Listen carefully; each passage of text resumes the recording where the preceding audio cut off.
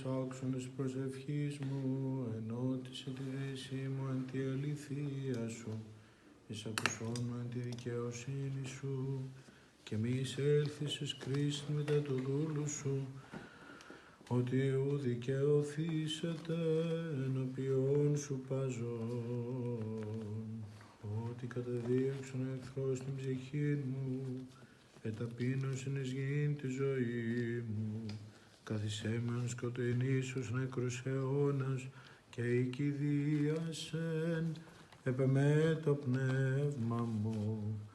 Ενεμή εταράχθη η καρδία μου, εμνίστρη ημερών αρχαίων εμελέτησα εν πάση της έργης σου, εν ποίημαση των χειρών σου εμελέτων διεπέτασα προσέτας χείρας μου. Η ψυχή μου ως γη ανυδρώσει, ταχύς ακουσών μου, Κύριε, εξέλιπε το πνεύμα μου. Μη αποστρέψεις το πρόσωπόν σου απ' μου και ομοιωθήσομαι της καταβαίνουσιν εις λάθος.